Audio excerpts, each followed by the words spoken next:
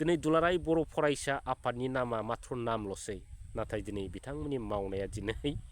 राजनितिनिसो दिनै बिथांमोना खामानि मावो सोरनिबा जानानैसो खामानि मावो बिदिब्ला जों दिनै जोंनि दुलाराय बर' फरायसा आफादखौ मा रोखोम फोथायगोन रायजो राजा नोंथांमोन অসমৰ মাননীয় মুখ্যমন্ত্ৰী ডক্টৰ হিমন্ত বিশ্ব শৰ্মালে যে অতি শীঘ্ৰে নিৰ্বাচনৰ আগে আগে গোৰ্খাসকলৰ যি অট'নমাছ কাউন্সিলৰ যি দাবী সেইটো ন্যায্যতা সহকাৰে তেখেতসকলক প্ৰদান কৰক সেইটোৱে মোৰ দাবী জনাইছোঁ। लागायला फैलायबाय लोगोफोर जोंना कन्ट्रेक्टर बाबुआ टपिक खायलेंलें हमलायलायनानै नङा होमबा दिनै गरखाफोरनो बिथाङा अट'नमास काउन्सिल बिनायनि मुखुब जादों आरो नङा होमब्ला बेसेबां इन्टारेस्टिं आरो बेसेबां गनायथाव नङा होमब्ला दिनै बिथांमोना जुदि सोरनोबा अट'नमास काउन्सिल बिनानै होनो हायोब्लाथ' बिराद मोजांनि बाथ्रा नङा होमब्ला बिराद साबायखरसो होनांगोन आरो दा जोङो बेफोरखौ नोजोर होनानै नायोबा रायजो राजाफ्रा मा बुजियो दिनै सासे दुलाराय बर' फरायसा आफादनि आफादगिरि बिथाङा सोरनोबा जुदि अट'नमास काउन्सिल बिनानै जुदि होनो हायोमोनब्ला बिथाङाथ' बड'लेण्डखौबो बिनानै लानो हानांसिगौ नङा होमबा रायजो राजा नोंथांमोन दा बड'लेण्डआ मोननांसिगौब्रा बिथांमोना जुदि गुबुन हारिनिनो जुदि अट'नमास काउन्सिल जुदि बिनानै होनो हायोबा नङा होमब्ला दा दिनै बिथांमोनहा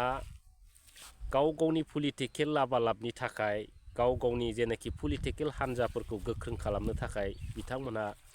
दिनै सोरनि जानानै मा खामानि मावो आरो मा खामानि मावा दिनै रायजो राजाफ्रा बे टिभिफ्राव भिडिअफ्राव माने गानफोर नायनायफोरबायदि सिरियालफोर नायनायफोरबायदि माने नुलागासिनो दं आरो साननो गोनां बाथ्रा दा दिनै बिथांमोनहा जेननायनि उनाव बड'फानि सान्थौ आरो सानस्रिनि बाथ्राखौ लानानै बिथांमोनहा गोबां बाथ्रा बुङो बड'फानि सान्थौ आरो सानस्रिजों जोंनि बर' फिसाफ्रा खामानि मावनांगौ होननानै बिथांमोनहा बुंबोदों आरो नङा होमबा रायजो राजा नोंथांमोन जेब्लानाखि बिथांमोनहा इउपिपिएल सरकाराव दंमोन अब्ला बिथांमोना बड'फानि सान्थौ आरो सानस्रिफोरखौ बिथांमोना मानो बावलांखो बड'लेण्डनि सोदोबखौ बिथांमोना मानो बावलांखो दिनै बड'लेण्ड नांला होननानै बिथांमोना माबोरै लिरनानै गारबोनो हाखो रायजो राजा नोंथांमोन नङा होमब्ला दा दिनै बिथांमोना जेब्लानाखि सरकाराव गैला अब्ला बिथांमोना मा जालायखो माने बड'फानि सान्थौ आरो सानस्रिजों जोंनि बर' फिसाफ्रा माने खामानि मावनांगौ आरो आवगायलांनांगौ जायो डेन्जार भाषा बुङोलै रायजो राजा नोंथांमोन दा गाबनो ना मिनिनो बेफोरबायदिखौ नङा होमब्ला दा दिनै बै बाथ्राखौ जुदि गरखा हारिनो थारैनो अट'नमास काउन्सिल होनांगौ होननानै जुदि हाग्रामा महिलारि सार बिथाङा बुंनायमोनब्ला दाहालागै बे ससियेल मिडियायाव गन्दगल जाजोबसिगौ बै इउपिपिएलनि नेताफ्रानो हक सापर्टारफ्रानो हक आरो बे लेखा गोरों दोलोनि मानसिफ्रा बोरैबा आन्दलन खालामलाबायनोबो हासिगौ आरो दाखालि जेनेबा एसटिनि बाथ्राखौ लानानै बिथांमोना जेरखम आन्दलन खालामदों बिटिसि बुफाय बुसि खालामनो हादों नङा होमब्ला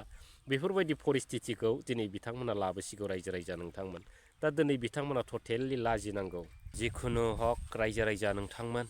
दा बिथांमोनखौ बांद्राय बुंब्ला बिथांमोनहा दुखु मोनो आरो बेथ' सैथो बाथ्राखा माने 100%आव 2% माने बारा बिथांमोना गाज्रि मोनो आरो बेथ' नंखागौ दिनै थाखानाय एसटिया खहा जायालासिन एसटि होयोब्ला जोंहा बुंनांगौ जेबो गैया होनबाय बै समाव रोनगोरा बिथाङा आरो बे खोथाखौनो रिपिट खालामनानै बिटिसिनि चिफ मानाव गेदेर हाग्रामा महिलारि सार बिथाङा माखासे समनि सिगां बुंलायबाय दा फाइनालाव सोरहा दाय जाखो जोलैनि हांगारा सोर जाखो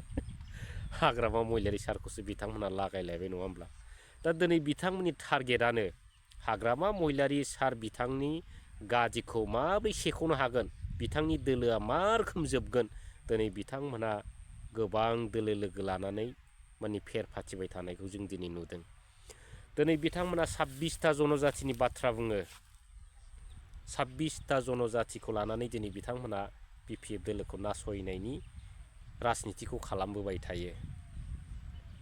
खिन्थु दिनै बिथांमोननि साननायफ्रा माब्लाबाबो मोगथाङाव जाफुङाखै रायजो राजा नोंथांमोन आरो जाफुंनायबो नङा दा दिनै बिथांमोना मा बुङो मा बुङा नङा होमब्ला सागले खि खाय खि नाखाय नै आरो गासिबो जाजोबो गासिबो मावनो हाजोबो बिथांमोना गाव गावनि लाबा लाबनि थाखाय आरो दा बेफोरबायदि रायजो राजा नोंथांमोन दा जोंनि हारिया जेब्ला UPPL सरकारा फैयो अब्ला हारिया खैफोद जाया। जेब्लानाखि BPF दोला सरकाराव फैयो अब्ला हारिया खैफोद जायो, हारिया जोबलांनो नागिरो। बिसोरनि भाषण रायजो राजा नोंथांमोन, बे जाहैबाय UPPLनि नेताफोरनि आरो मा होनो लेखा गोरों दोलोफोरनि भाषण रायजो राजा नोंथांमोन। जेबो गैया बेयाव, खालि राजनिति। दिनै जोंनि गोथार जेनाखि दुलाराय बर' फरायसा आफादखौ मोनसे राजनितियाव सरजाबनानै गुबुंले दागो फुननाय दैदेनगिरिया जाहैबाय दिपेन बर' बिथां, कनिन्द्र बसुमतारी आरो खोरोमदाव औवारि बिथांमोनानो दिनै जोंनि गोथार बर' माहारियारि आफादखौ दिनै सिलिंखार खालामदों। दिनै दुलाराय बर' फरायसा आफादनि नामा माथ्र नामल'सै, नाथाय दिनै बिथांमोननि मावनाया दिनै राजनितिनिसो। दिनै बिथांमोना खामानि मावो, सोरनिबा जानानैसो खामानि मावो। बिदिब्ला जों दिनै जोंनि दुलाराय बर' फरायसा आफादखौ मा रोखोम फोथायगोन रायजो राजा नोंथांमोन? साफ्रोमबो सिन्था खालाम आरो कमेन्ट खालामहर। आरो दिनै दिपेन बर' बिथांमोना दुखु मोननानै लाब गैया। दिनै बिथांमोनखौ जों बुंनो थाङोब्ला माने साफा माने कन्ट्रेक्टार होननानैसो जों दिनैनि दिनाव बुंनो हायो रायजो राजा नोंथांमोन। लोगोफोर, गोबां बाथ्रा बुंबाय, दा दिनै बेखिनियावनो आरो बेजों लोगोसे आं मोनसे गुसुं आपडेट होनो नागिरदों। दा बेनो जाबाय थांनाय गोबाव समनिफ्रायनो मानगोनां अल बड' सिनियर सिटिजेननि जेनेरेल सेक्रेटारि अमरसिं ब्रह्म सार बिथाङा गोबाव समनिफ्रायनो मोनसे बेमाराव गोग्लैसोनानै दंमोन आरो बिथाङा दामानि हस्पिटालावबो अपारेशन जाखांबाय। अपारेशन जाखांनायनि उनाव दा बिथाङा न'आव दंफैयो। दा बिनि थाखायनो बिथाङा रिकभार जाजोबनो थाखाय एसे सम नांगोन। बिनिखायनो आं साफ्रोमबो आइ आफा रायजो राजा नोंथांमोनखौ खावलायदों, दिनै बिथांमोना हारिखौ रैखाथि होनायाव दिनै गोबां बाथ्रा बुंबोबाय थादों। जाथिखौ नोजोर होनानै बबे लामाजों थाङोबा जाथिया मोजां जागोन बेफोरखौ सिन्था खालामनानै दिनै बिथांमोना गोबाव सम हारिनि मोनसे हाथियार हिसाबै दिनै बिथांमोना खामानि मावबोबाय थादों। दा बेखायनो आं दिनै खावलायदों, बिथाङा हारिखौ रैखाथि होनायाव बिथांनिबो गोबां माने बिहोमा दं होननानै आं सानो। मानगोनां रायजो राजा नोंथांमोन, दा नोंथांमोनासो मा सानो बे रोखोम आरो दा बिनिखायनो दिनै बिथाङा रिकभार जानो थाखाय एसे सम नांबावगोन। दा बेखौनो आं खावलायनो लुबैदों, दिनै बिथांनि रिकभार जानायाव आरो बिथांखौ गाहाम देहा एबा सुस्थ' लाबोनो थाखाय साफ्रोमबो रायजो राजा आइ आफा नोंथांमोना जाहाथे बिथांनि फारसे बयनिबो गोसोआव आर'ज खालामो। बिथाङा जाहाथे थाबैनो माने रिकभार जायो, मोजां माने थासारियाव फैयो, बेखौनो आङो मोजां हास्थायनानै बयनिबो गेजेराव दिनै बे भिडिअ'नि गेजेरजों नोंथांमोननो फोरमायहरबाय। जाहाथे नोंथांमोनहा अमरसिं ब्रह्म सारनि थाखाय इसोर आरो आनान गसाइनाव आर'ज गाबो, जाहाथे बिथाङा थाबैनो रिकभार जायो। आरो दा दिनै बेखिनिल'मोन रायजो राजा नोंथांमोन, नेक्स्टआव लोगो मोनफिनगोन। Thank you.